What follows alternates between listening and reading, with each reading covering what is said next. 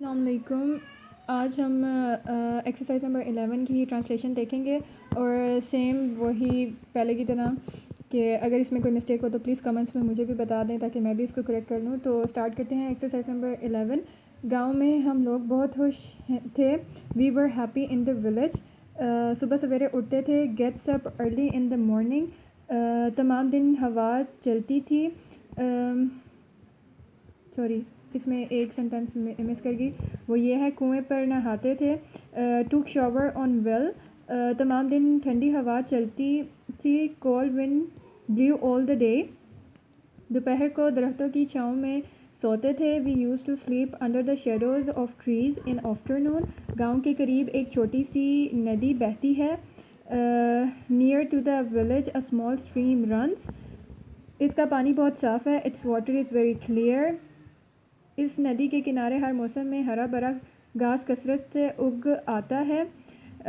Near to the edges of the stream green grass grows in abundance in every season.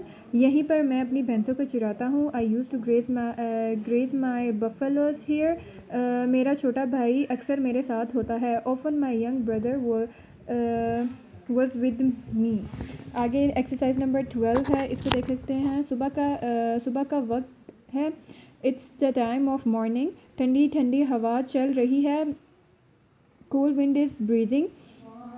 سورج ابھی نہیں نکلا ہے. The sun has not risen yet. آؤ نماز پڑھیں. Let offer the prayer.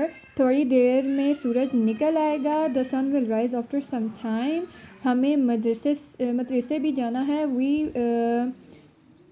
We have to go to school.